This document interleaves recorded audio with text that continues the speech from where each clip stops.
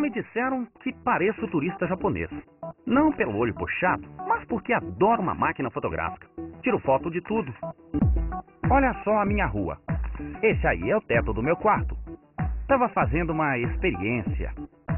A minha prima Thalita, a moto do meu primo, o meu cachorro. Fala aí, Luke! Esta foto é da festa junina do ano passado.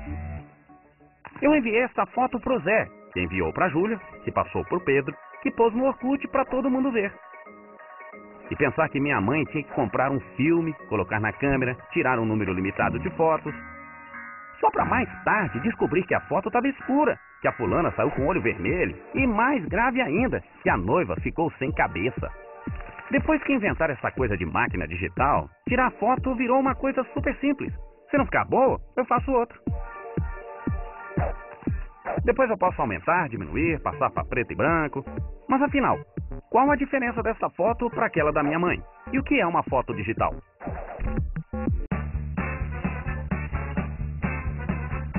Esta foto foi feita em uma câmera digital. Esta em uma câmera analógica. Os dois tipos de câmera possuem uma série de lentes que focalizam a luz para reproduzir a imagem de uma cena. A principal diferença é a forma como elas registram a luz. A câmera analógica captura a luz em uma película formada por minúsculos cristais de prata que reagem às diferentes intensidades da luz. As câmeras digitais não usam filmes nem têm cristais de prata. Elas funcionam à base de sensores como este. A luz sensibiliza o sensor, que converte cada ponto destes na única informação que o computador consegue entender, os bits. A capacidade de registrar e armazenar tudo em sequências de zeros e uns é uma das principais diferenciações da tecnologia digital.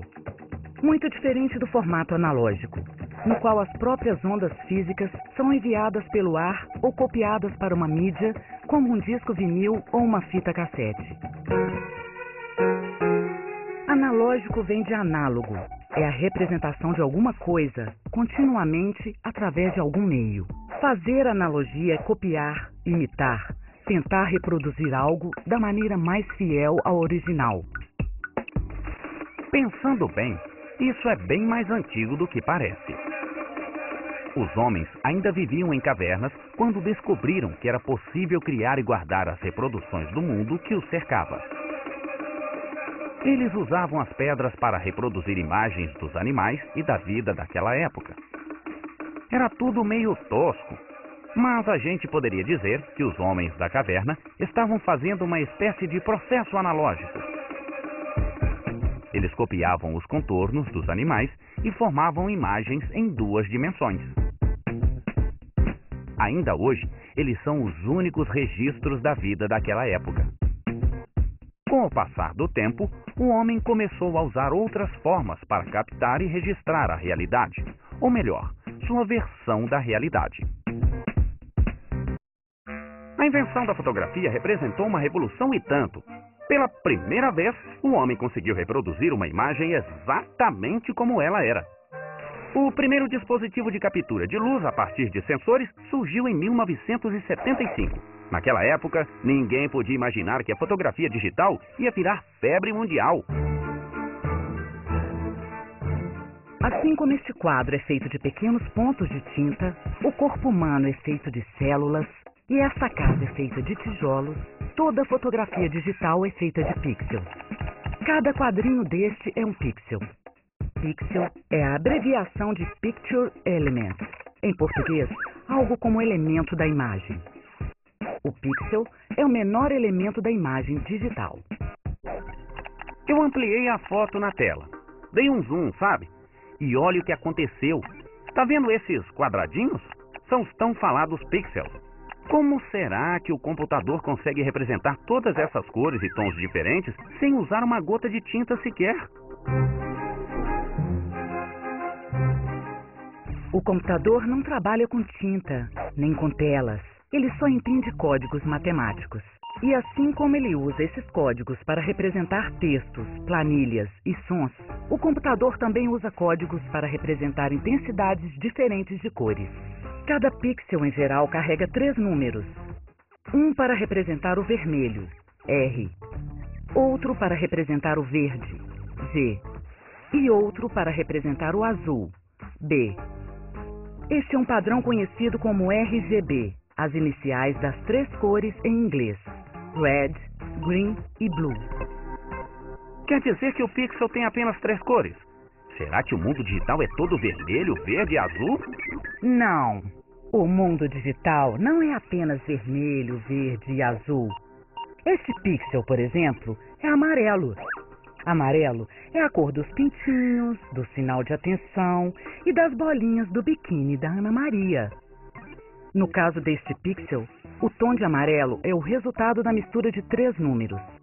O primeiro número indica a intensidade de vermelho no pixel. O segundo número indica a intensidade de verde deste pixel. E o terceiro número indica a intensidade do azul neste pixel. A cor deste pixel, portanto, é uma combinação dessas 3 intensidades, que juntas formam este tom de amarelo. Não podemos nos esquecer que o computador não usa o número 2, nem o 5. O computador só trabalha com 2 algarismos, o 0 e o 1.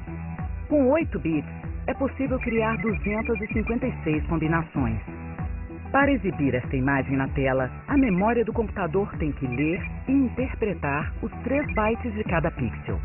O computador lê cada sequência de zeros e uns, encontra o número equivalente, faz os cálculos, até chegar ao resultado final. É difícil acreditar que todo computador é pura matemática. Isso significa que a careta do Carlos não corre o mesmo risco da noiva sem cabeça. Afinal, as imagens digitais nunca perdem a cor, já que os bytes nunca mudam. As imagens digitais costumam ocupar muito espaço na memória do computador. Claro que tudo depende do tamanho de cada imagem. O tamanho de uma foto digital depende da quantidade de pixels que ela tem. A quantidade total de pixels de uma fotografia equivale ao número de pixels na horizontal multiplicado pelo número de pixels na vertical. Esta foto tem 1.500 pixels em cada linha vertical e 2.000 pixels em cada linha horizontal. Isso dá um total de 3 milhões de pixels, ou 3 megapixels. Como cada pixel desta imagem tem 3 bytes, um para cada cor, isso significa que ela tem 9 milhões de bytes. Para abrir essa imagem, o computador vai precisar ler e interpretar todos eles, byte por byte, pixel por pixel. Uma imagem de 3 megapixels é considerada um arquivo grande. Um arquivo grande ocupa muito espaço no disco rígido do computador. Um computador pode ter problemas para encontrar o que procura quando o disco rígido está lotado de bytes. Tudo depende da capacidade do disco rígido, o HD. Não sei se você já ouviu falar em compressão. Esse processo serve, entre outras coisas, para diminuir o tamanho dos arquivos. Essa foto aí, por exemplo, ela tinha 3 megapixels. Depois que eu fiz essa compressão, ela passou a ter 1 megapixel. Quem dera eu pudesse fazer isso com os arquivos na minha cabeça. Espremer tudo para poder colocar mais coisas. Como o tamanho das fotografias depende da quantidade de bytes que ela tem, uma forma de diminuir seu tamanho é reduzir a quantidade de bytes. Existem formas diferentes de fazer isso. São os métodos de compressão. Esta imagem, por exemplo, ela está em preto e branco. Tudo o que o computador precisa é associar um bit a cada cor. O branco é representado pelo número 1 e o preto pelo 0. O computador guarda esta imagem em sequências de 0 e 1. Para exibir novamente a imagem, ele tem que converter o código em cor novamente. 0, 0, 0, 1, 1, 1, 1, 0, 0, 0. Isso pode levar muito tempo. Alguns programas de compressão criam códigos para facilitar esse trabalho. Ao invés de guardar pixel por pixel, ele guarda sequências. 40, 91, 20. Acho que entendi. Minhas fotos não passam de códigos matemáticos. Mas será que a mesma coisa acontece com o som? O som nada mais é do que o resultado da vibração do ar. No formato analógico, o som é registrado e transmitido exatamente da forma original, ou seja, em forma de uma onda contínua. Uma pessoa fala em um microfone. Alô, alô, teste. passa pelo microfone em forma de onda. A fita cassete grava o som em forma de onda. A onda pode então ser lida, ampliada e enviada a um alto-falante para reproduzir o som. No formato analógico, o som é registrado e usado em sua forma original, em ondas. O sistema digital não consegue registrar ondas. Por isso, ele faz uma amostragem, escolhe alguns pontos da onda, atribui números a cada um desses pontos e reconstrói algo que lembra uma onda, mas que de perto parece mais uma escada. Quanto mais pontos a curva tiver, mais parecido com o som original. O sistema digital mudou radicalmente a forma de lidar com a informação. Nunca na história da humanidade foi tão fácil produzir, enviar, guardar e acessar informações.